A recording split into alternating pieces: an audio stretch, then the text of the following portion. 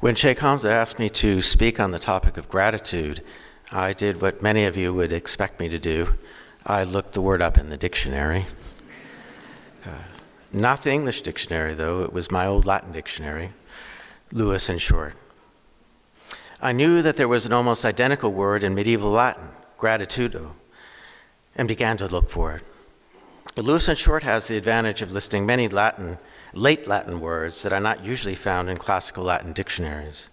But to my surprise, gratitudo was nowhere to be found in it. So I went to its root, gratus, which is an adjective and has a very ancient history indeed. Its etymology traces back to Proto-Indo-European, and the dictionary gave the Sanskrit and the Greek cognates. Reading on, I started making connections, and eventually finding many interesting meanings that, when combined, showed how profound and even mysterious our everyday English word gratitude really is. The first definitions of words in dictionaries of Latin and Greek are usually the oldest. For gratus, I read, beloved, dear, acceptable, pleasing, and agreeable. I noticed that this first account of the word referred not to a human feeling, but to something in an object that might evoke a feeling. In fact, the dictionary tells us this by prefacing this part of the definition by the abbreviation of things. This part of the definition will refer to things. This proved to be an interesting validation, I thought, of C.S. Lewis's contention in his essay, The Abolition of Man, that many of our most important and cherished words do not merely signify conventions of human feeling that have nothing actually to do with things. On the contrary, Lewis maintained the opposite position, namely, that there is something in the object that causes us to experience certain things. He gives the example of the waterfall, which, he claims, has some intrinsic quality that is appropriately named by the word beautiful. The authors of Lewis in short, as well as grammarians throughout the ages, seem to support C.S. Lewis. Now, one of the best attributes of a good dictionary is that it gives copious quotations that show how the word was actually used during the historical period of its natural life. I found a quotation by Cicero that linked gratus very closely with the word jucundus, another adjective which also signified a quality in things: pleasant, agreeable, delightful. In moving to the verb form, jucundo, we finally arrive at the subjective meanings: to feel delighted, to take delight. And the noun jucunditas, agreeableness, pleasantness, delight, enjoyment. I then recognized a word, the verb gaudeo, in another example phrase that, while not etymologically connected to gratus, is nonetheless connected to its meaning: to rejoice within oneself, to rejoice secretly, to feel a quiet joy. I translated a few of the example phrases illustrating how it was used. Quote, "Let them rejoice in their hearts," end quote, end quote. "He who knows, let him rejoice silently in his heart," end quote. Furthermore, the noun form, gaudium, is a synonym of another word mentioned among the phrases, and the word is laetitia. And that gives even more subjective meanings: unrestrained joyfulness, gladness, pleasure, and delight. But also the objective meanings of pleasing appearance, beauty, grace, plenty, and abundance. Moreover, laetitia has the singular advantage of signifying beauty in speech, namely sweetness and grace. It seems then that we must widen our account of gratitude to include notes such as joy, beauty, grace, abundance, and sweetness. All of these should be understood as primarily signifying moral qualities, although they can also manifest in the countenance of a human person. Returning to C.S. Lewis, we might ask, should there be things or persons who have the power to to cause gratitude in a receptive soul. Certainly, the word seems to signify a kind of abundance. When we are truly grateful, we feel that we have been given an abundant gift that fills us with a comparably abundant desire to give in return, to give back in return. With a little imagination, we can even trace this meaning back to the origins of humanity and have it signify the ultimate gift, one's very life or existence, absolutely speaking. And the source of this gift must be supremely beautiful and infinitely abundant. Another word that caught my eye in one of the example phrases was sinus, the early meaning of which was a fold, a hollow, or a niche.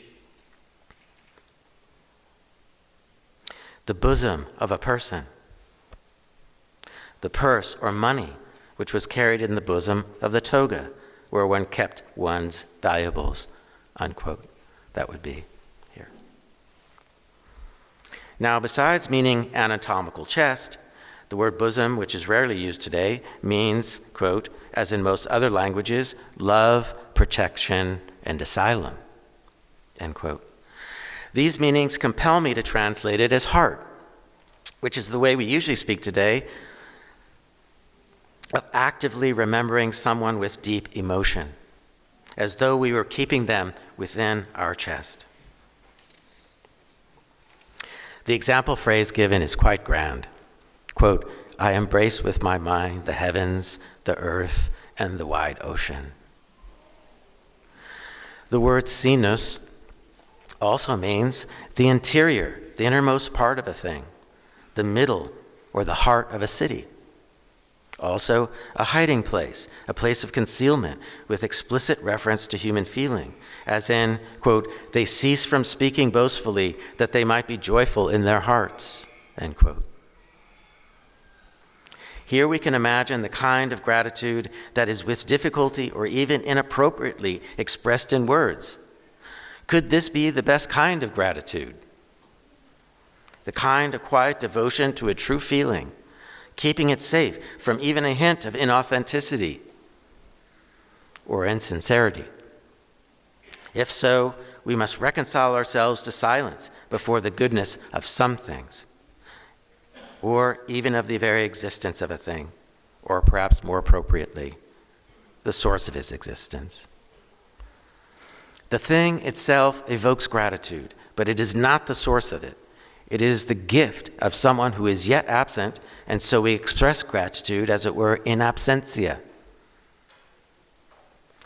Let us return to the root of gratus again, but this time considering the poetic verb forms gratur and gratulor. To manifest joy, to wish a person joy, to congratulate, to rejoice with. Here we see a powerfully transitive sense of a transitive sense of emotion moving outward from the interior of the soul to some person or thing. That the emotion is joy should not surprise us, considering how often it is found in definitions relating to gratitudo, thus making joy seem to be essentially involved in feeling it. Indeed, it might come as a surprise to many of us that the root of the English term to congratulate originally meant to wish joy. Now, it seems obvious upon reflection that one can hardly be grateful to someone without feeling a kind of happiness or delight, and that these uplifting emotions are in some way deeply spiritual. Finally, the word gratia, the closest cognate of gratus, means a mark of favor, kindness, courtesy, service, or obligation, as well as charm, beauty, loveliness, and grace. All these terms tend to pile on and repeat. Here we find the note of responsibility in the meaning of gratitude. There is, on the one hand, the debt we owe to the one to whom we are grateful, and on the other hand, the debt itself to feel gratitude, as though if we did not, we would somehow be suffering a kind of spiritual impoverishment. Throughout my years here at Zaytuna College, I've had the privilege of seeing students and teachers alike tracing the roots of the Arabic language. And this proved providentially contagious for me. as I too became more attentive to the roots of the English language and came to realize again the many secrets they hold, the traces of emotions and thoughts that go back to earliest antiquity. We encounter these roots with recognition, and with recognition, we feel their kinship to us. And with kinship, a continuity of what is best about us. Moreover, I realized that Zaytuna, so versatile in its giving, possesses all these strands of meaning I found by not finding the word I was looking for. Perhaps of all the meanings, the one that stuck with me most was that of bosom, of heart, and of hearth, of refuge for those seeking truth and beauty, knowledge and virtue, teaching and learning. It has been a refuge for me, and I pray that it grows bigger so that it can become a refuge for many others who seek not material wealth or even material prospects, but intellectual and moral sustenance. Zaytuna has become a place of giving, and because its gifts are primarily spiritual, it is a place that can be anywhere. If we are attentive, we can derive joy from it and give joy back to it, and rejoice audibly or silently in our hearts that it is what it is and that it exists in our world. And we can congratulate each other, that is, wish each other joy for being able to share such a gift. And we can be amazed at its beauty, seeing Zaytuna as a favor given by God. Thank you.